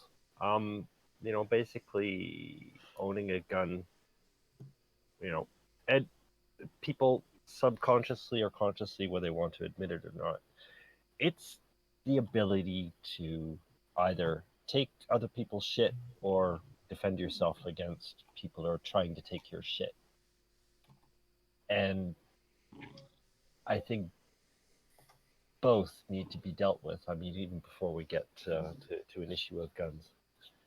Who would want to take? Why would you want to take other people's shit? And why are there people who want to take your shit? Oh, we're not going to go down that angle right Even now. before, if we were back in the days of spears and bows and arrows and all that, it basically comes down to that. I mean, it was still happening. Then the Native Americans, there were certain tribes that would. Well, Yeah. here's one. But before you hit that really quickly, Trippett had said, still doesn't seem right looking at soldiers' uniforms and the flag is still stars on right. What? Me, Joe, if you could just not sniff into your mic while it's live. Sorry. Thank you. Don't do coke on air, please. Yeah, it's not the 80s anymore. For what it's worth, Trippin, it wasn't during this current presidency, to the best of my recollection, but I have actually seen people who have hung their United States flags upside down. Yep. For those of you that, for whatever reason, don't understand that, that is the International Maritime Signal for Distress. Yep. So you keep that in mind. Joe, if you're not sniffing down on stuff, what was it you wanted to say? No, I was just apologizing for trying to clear my nose there. What kind of I figured as posted much? something in chat because I wanted to talk. I just wanted to mention the makers of the AR-15 Yep. are going to stop making the AR-15. One of the makers. Yes. And that's specifically Colt, as I remember right, Yes. and making it for the civilian market. Yeah. Now, cynically, because I'm allowed, because I'm old, screw you. This becomes a case of see a need, fill a need. Yep. It's a great gesture, in a way. Personally, I think, honestly, I think by naming it the AR-15, whoever marketed this gun got it wrong. Joe? That was AR Colt, stands wasn't for Armalite, does it not? Armalite rifle originally, yes. Okay. Now What is that Go ahead. now different companies, of course, have defined that in a different way, but because Armalite was the first one to produce the rifle, AR is typically referred to as Armalite. But Yeah. Other companies have different naming conventions. Mm-hmm. But a lot of people would say that if you said, okay, if I say AR-15, what's the first thing that comes to your mind? What do they say? Assault rifle. And I think there are a lot of people out there who would equate the AR with that because it evokes the right fear response. Now, I'm not advocating anything here, okay? But at the same time, I'm also a big advocate of get your facts straight before you, because we've talked about this. There are rifles out there that look like hunting rifles that are on par as powerful as this gun. I would submit that the main reason they're going after this one is aesthetics. I give you a counter proposal, Captain Kirk. Admiral. I saw an old guy who had a protest sign that he had done. I forget exactly what it was, but it was something on the order of gun owner for 60 years, NRA member for 50 years, never shot 19 deer at once before, banned the AR-15. And it's an interesting idea because if the civilian use is for protection, that's one thing. But if they want to go ahead and say that it's ostensibly it's best, and I'm using this in scare quotes for a second, best use is for hunting, who's gonna be able to shoot how many deer at once? No, no, it's not meant for hunting at all. No, it's not. But there are so many that will say, that's what I want to use it for. And you're allowed to use. Okay, hold on. Let me rephrase that. No, hold on. Wait. Let me rephrase and Go clarify. ahead. There are regulations you have to follow here in the U.S. when you go hunting for various game. There are certain weapons that you're allowed to use. There's certain weapons you're disallowed to use. For instance, there are certain types of bows you can use for hunting deer. There is a certain time when you're allowed to use bow hunting for deer, which is before guns are allowed. And then there are certain types of guns that you are allowed to use and not allowed to use because, amongst other things, safety and, well, you don't want all kinds of explodey guts all over the place because a shower of red poof. It depends very much not only on the type of gun, but basically it differs state by state. Now, it's very similar across all states. Some states have a requirement that, your gun has to be a bolt action hunting rifle. Therefore, it can't be semi-automatic. I've got a shotgun. Yes or no? It won't work. That you know of. Just don't look down the barrel when you try to clean it. No.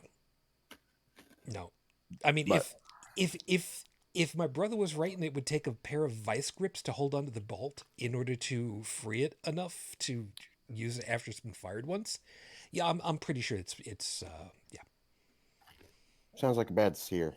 Yeah. Anyway, I'm giving Sears consideration to selling it, but that's a whole other thing. Talk to me later. Anyway, the thing that I definitely want to get at is that there is no state that I'm aware of that allows you to go recreationally hunting or for subsistence hunting for that matter with an AR-15. Now, the only thing that I've seen the AR-15 approved for personally is as a range gun or a ranch gun, perhaps is the better term. Basically, the idea being,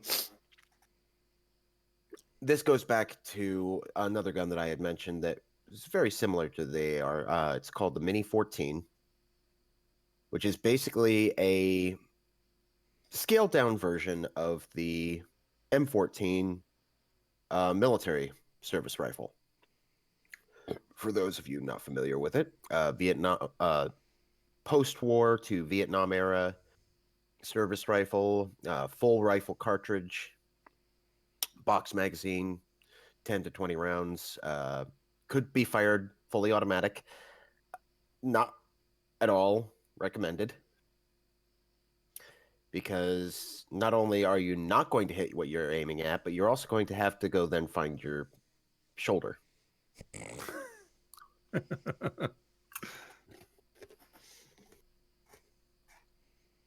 But the Mini 14 is a civilian version of that rifle in semi-automatic only that fires the same cartridge as the AR-15. And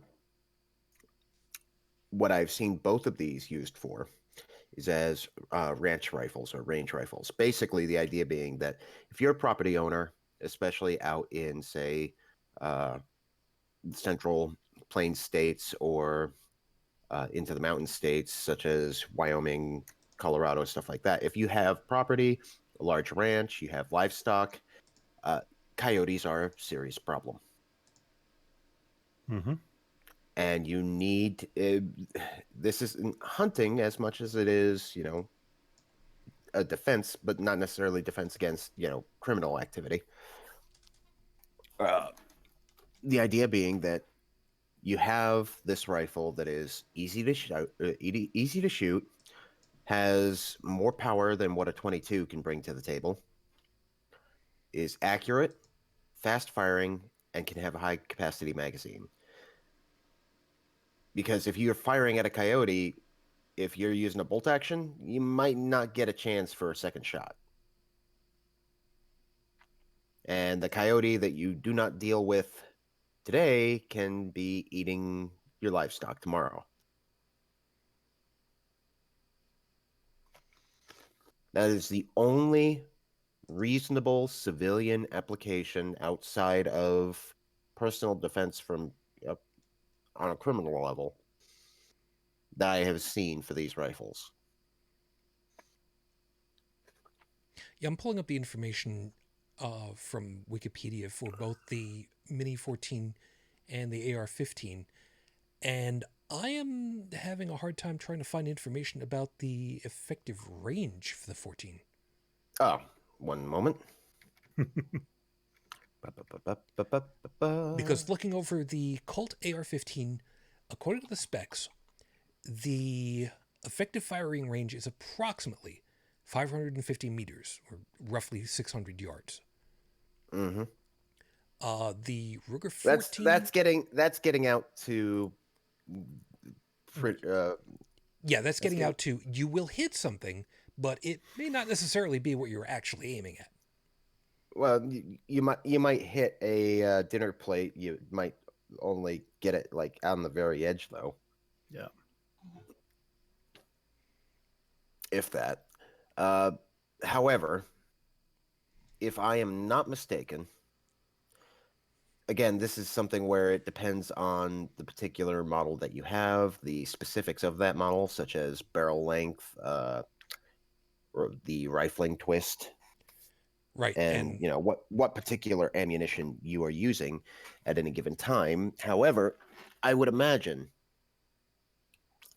that the effective range for both firearms, given the given barrel length and whatnot being congruous between the two of them, that it would be pretty much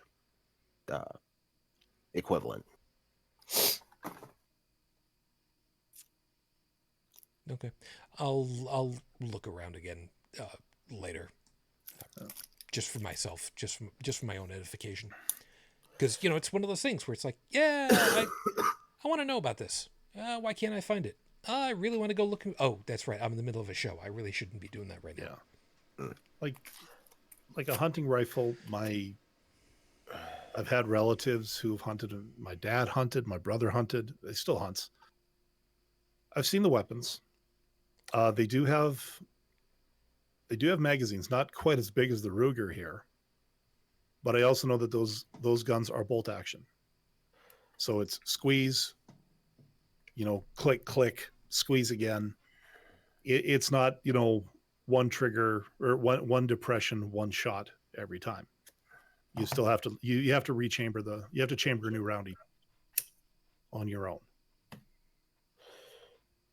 And so, look, a lot of people judge weapons immediately on face value, what they look like.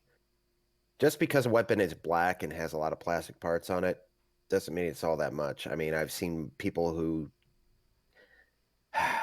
There's a term we use called... there's a term we use when somebody overdoes it with accessories for their gun. We call it tacticooling. Makes sense. Pimp My Ride, the gun version. Yeah, basically.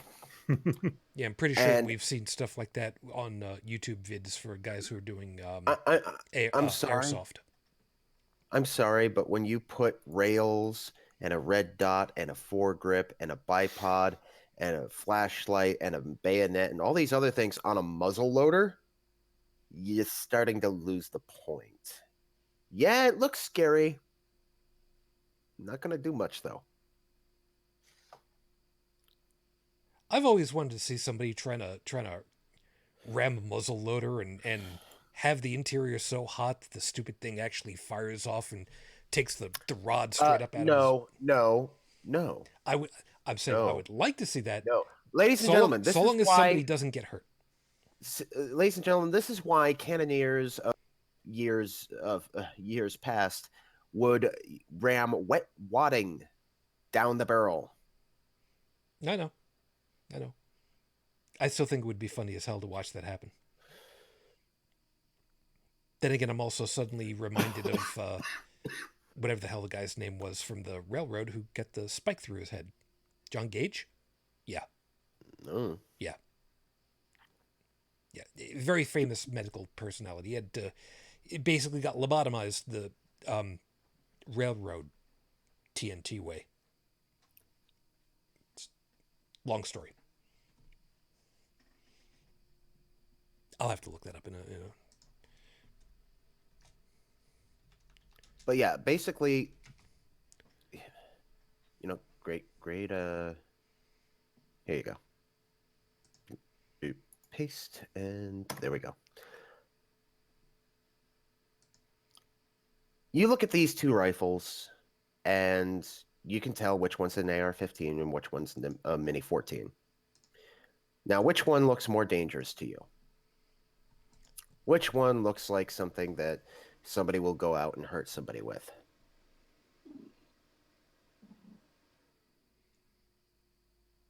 Mm-hmm. Because I will tell you why I would think people would go for the one in black. And I'm not going to do the whole Princess Bride thing about this. 2 reasons.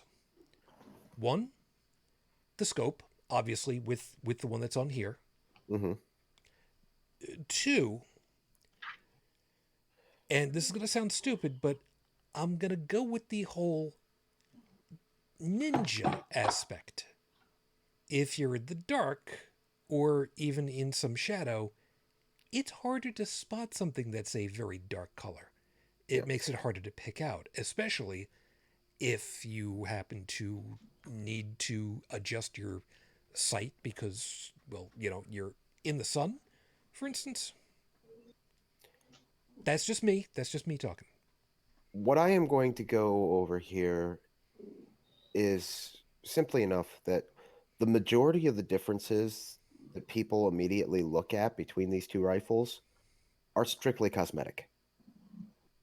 You can get a different stock for a Mini 14 to give it a polymer rail or a pistol grip or a collapsible stock or anything like that. You can add a scope to it and all these other things. The only functional difference between these two firearms is their operation.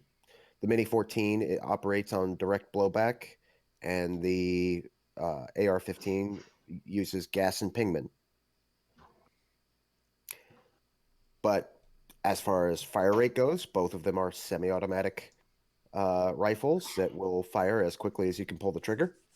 Both of them fire the same cartridge. Both of them have roughly the same muzzle velocities, and both of them have the ability to use high-capacity magazines.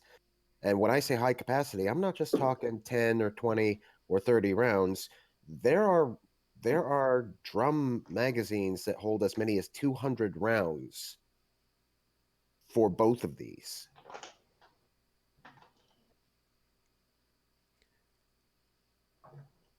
We're getting pretty close to. Actually, we're just about at the top of the hour, so we gotta wrap real quick. Joe, I ask you one quick question before I have to get everybody for any kind of last thing.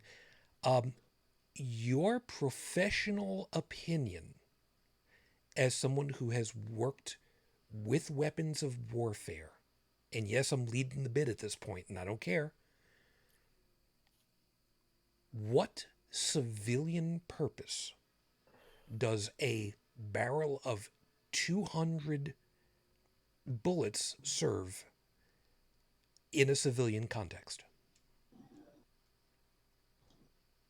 There is none. There is no situation in general civilian life where you're going to need a 200 round drum magazine.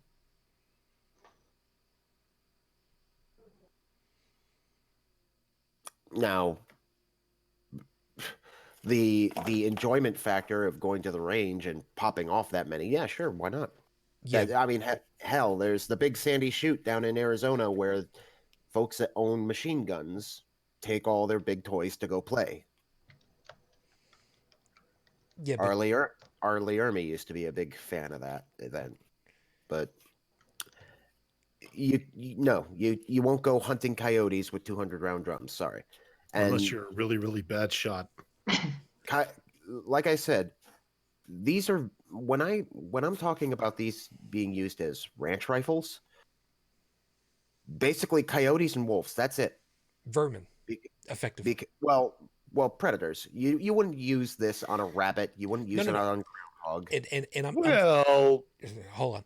I'm saying vermin as in an invasive animal that you don't want on your property that is going to do damage to your property or livestock. Yes. So yeah. it could be uh, fox, it could be rabbit, it could be a whole bunch of possible things, but it will pretty well do the job. And for all our Rambo badasses out there, Mhm. yeah, go ahead and take your 200 round drum and fire at a bear. See if you'll do anything but piss it off. unless you're really good shot Or really lucky. and right there over and over and over again. If you can actually, you know what? hit him in the eyes, and congratulations. Now you've got a blind, pissed off barrel of fur that's ready to go ahead and rip anything it can hear. And can still smell better than you. Yeah. Actually, for those 200 magazine gun nuts, slightly deranged people, I would almost encourage that behavior. Just so that we can have a Darwin Awards show or something. The I reason, need content. the whole reason behind the 200 round drum magazine is simply because they could. Yeah. Because, look, I did 8 years, served 3 combat tours. We use at most 30 round magazines. If you can't get it done in 30 rounds, it's not going to happen. Yeah. What are you doing in the army? The only practical use for truly high volume magazines like that was for machine guns, and This ain't it. most of those were Warsaw Pact, simply because they didn't have the fine tooling mechanisms to mass produce linkage the way that we use for our firearms. America and most NATO nations, we don't use drum magazines because there's too many things that can go wrong with them. And the other thing too, both of these weapons, like the what is the tactical? Yeah, the tactical version of the Ruger and the AR-15 Mhm. are both semi-automatic. You can't even get burst fire in these things. Mhm. So 200 rounds, you're pulling the trigger for each one of those rounds. Like you're going to sprain your finger before you rip through that magazine. Maybe. And Or you get a very sore finger, and you're going to be looking for your shoulder afterwards too. maybe. There is the possibility, depending as to how sensitive the trigger is, you could conceivably 1 2 1 2 1 2 and use 2 fingers. You'd have to have very small fingers. Well, see, hold on. Since you brought that up, there's something I want to address, and that is called bump stocking. Yeah, that's a whole other thing. Specifically, it is illegal for average Joe to own a automatic weapon of any firearm that fires more than 1 round per one pull of the trigger is illegal for most people in the U.S. However, certain weapons, such as the AR-15, it is possible to adapt the internal workings to allow it to fire more than one at a time. But what commonly gets used, especially in these kind of criminal enterprises, is what's called bump stocking, which is taking a semi-automatic weapon like these and putting a stock on it that effectively allows the majority of the weapon to recoil inside the stock, and with your trigger hand on the stock, your hand and the stock doesn't move. The rest of the rifle, however, all moves. So the rifle is effectively, you don't have to move your finger at all because the trigger's moving instead of your finger moving the trigger. Would it be fair to say that it's effectively firing itself at that point? It is a not very effective, but a plausible means of turning a semi-automatic weapon into a fully automatic weapon. In action, if not actual mechanics. Yes. All right. And real quickly, Stephanie had also pointed out high volume fire is to make the opposition keep their heads down. Yeah, it's suppressive fire. Yep. And if there's one thing that we've learned from playing XCOM, that don't always work. Nope. This is as much levity as I can put into it right about now. Dallin and Joe, Dell and Joe and I have had enough to talk through up through this the last piece of this all. Joseph and Bridget, either one of you got something that you want to go ahead and drop in before we just go ahead and close it up? Because I'm not even. I've got nothing whatsoever. I'm gonna close with. It's Not really. Mike Pitts still sucks. So say we all. You know, at least in a world that is, And OBS says we are reconnected. Okay, I don't know what happened. We are back and reconnected. YouTube says we're still going. So we just had a drop right there. Bridget, I'm blaming you. Mike Pitts did it, not me. Okay. He sucks. I don't suck. That's 1300 Elmwood Avenue, Buffalo, New York 14222. Dial carefully and good luck. Thank you very much. Welcome. Wow. Yeah. And Shujin? yeah. After having considered your original question, which one of these would have the more effective range? Yep.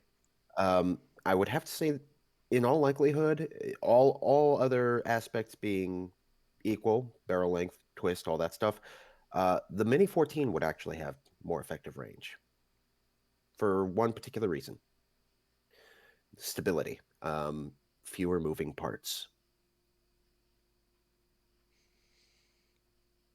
As somebody who grew up around cops, yeah, fewer moving parts in a weapon is a really good idea. That's part of the reason why when in the 70s and early 80s, when the police force in the county where I lived were making the transition from revolvers to semi-auto 9mm and 45s, yeah, they really didn't like that idea, and they kept their revolvers because, well, when it jams, you want your backup because you want your backup. Joseph, anything that you wanted to finish out with before we get out of here? No, no, not anything that wouldn't be a show in itself. We'll get there. We'll get there. Well, we spend a lot of our time looking at the morals of doing things. But I think, as mentioned, I think by Bridget earlier on, we should look more towards motivation. What motivates our choices? Yeah, that's a really good question. That's a level below moral, but anyways. Yeah, that's I can well imagine right away that's gonna be that's gonna be a deep dive. Yeah, I think it's a necessary one. Eventually, yeah. That's gonna suck because that's not just the what's motivation now, and also why has motivation changed, and what was it in previous decades and administrations? And oi, I would argue it's yeah, um, yeah. Like I said, I don't want to. Yeah. It's pretty well the same, but I mean, it's just We should level. dog ear that one for a future episode, though. I think it would be fun to check out. yeah, Mhm. yeah. We'll have to see about all that. So meanwhile, let's just go ahead and call it, because if this is the first time I've ever had OBS come up and say, "Hey, I'm not connected anymore. Let me go ahead and do that for you." Okay, I'm back connected again. So yeah, and Stephanie's also had mentioned that the entire screen went out of focus. Yeah, that doesn't totally surprise me. Sorry. So with that, we're just gonna go ahead and close. This is one of the first times I have not done a closing statement of any kind. So yay, go us! Thank you guys for being with us. We hope that you had something worthwhile to think about for later, and you enjoyed hearing our nonsensical ramblings of a lunatic mind. Quoting Talking something about me, I could have been. yeah, It, it's it, collective. yeah, it pretty much is. So, as always, thank you all for being here. Joseph, again, glad you were able to make it again. And again, hoping that, things are going okay over there. I've been a little concerned. Oh, I think things are a little tense, but yeah, well, pulling through. Good man. Good luck. Yeah, thank you, and you too, sir. Yeah, appreciate it. For the record, we don't really believe in luck. It's just a figure of speech. Just whatever. Let it go. Joey, thank you. I'm glad you're able to make it. And it's very good that you don't sound like death anymore. So thanks, man. You take care of yourself. You say that, No, but it's I've had true. myself, but I've had myself muted for most of the show. So Yes, but even so, you don't sound like death. You just It's those bright little sparks in the middle of the darkness that we so look forward to. you just sound like death warmed over, but not death. That's an improvement. Hey, look, Kenny's not dead. we're getting there. What is that look, Shujin? Really, bitch? We're trying to be nice to the poor guy. I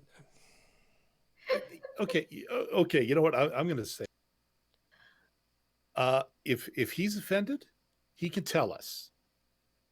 Let him tell us if he's offended, and the rest of us just go on with our day.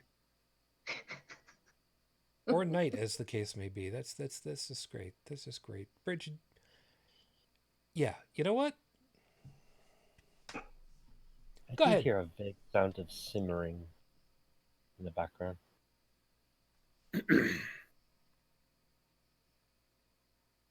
All I hear is the night in the back of mine, and my computer. Bridget, do whatever, because whatever. Okay, well, if you want to send me a friend request on Facebook, that's Bridget Fitch. Or you can find me at my blog at bridgetfitch2112.wordpress.com. There is not going to be a Beyond the Trailer Park episode this Monday, but there will be one next Monday, and that's at 9:30 Eastern. Don't bother sending her a friend request. She's just a royal bitch to everybody. That's just the way that it is. Jesus. It's gonna be. Oh, look at that!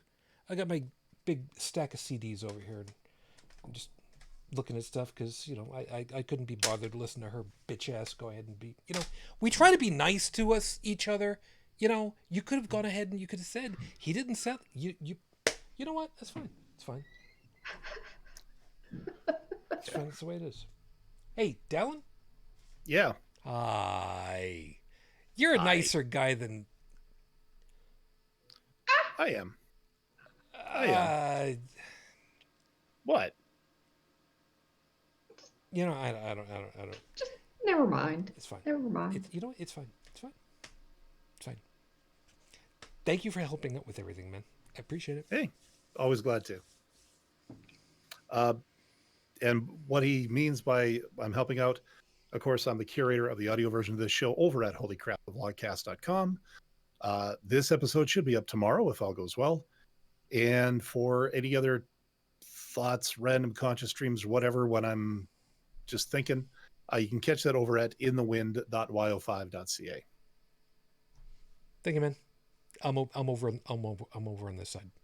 The that other way. I'm on the other face the other.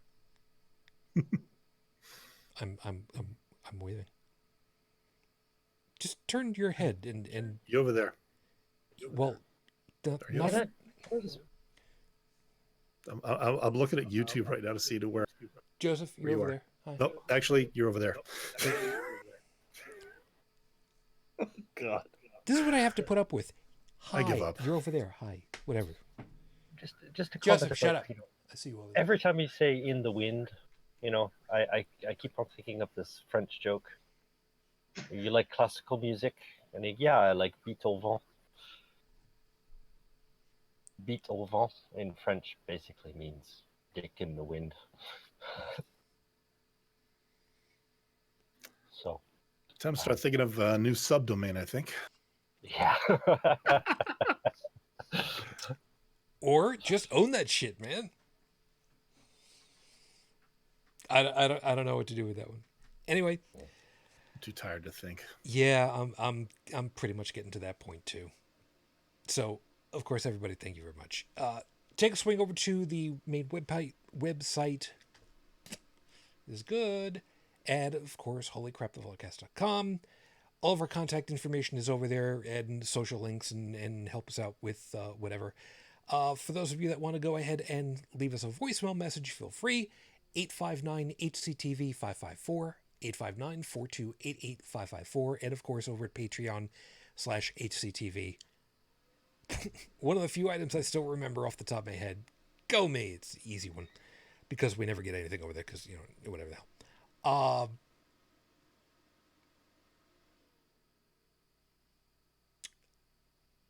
There, like I said at the top of the show, man, there's just been way too much stuff going on in the news. And if you made it this far, thank you. We know that news burnout is a real thing that has been happening with folks. Yep. We understand that all too well. We sympathize, and we're trying our best to give you something other to think about. So, for those of you that have been coming here for exactly that reason, thank you. And we'll keep trying to do the best that we can to give you something other than the giant elephant in the room. Yes, that was also a dig all at the same time. So, you guys take good care of yourselves. Trippin', thank you. Stephanie, we're waiting to find out if our Supreme Court will give us our democracy back. You know, I'm not one to use that expression very often, but I will use it. From your mouth to God's ear. No, we don't believe in a God, but you understand what that means at this point, I'm sure. We're hoping. So, you all take good care of yourselves. Next week is a Power of 10 episode. I am giving serious consideration to us playing Cards Against Humanity again. I'm not quite sure how to set that up, but I'm going to investigate over the next couple of days. But otherwise, you all take care of yourselves. Please be safe. So until next time, of course, as always, I wish you all the peace I no longer have. I wish you the strength that I've learned. I wish you well. And of course, my lady, too damn many years later, I am still in love. Matane Fujin. I love you. I miss you. Dream of me. Till the next time we get together, everyone, as always, good night.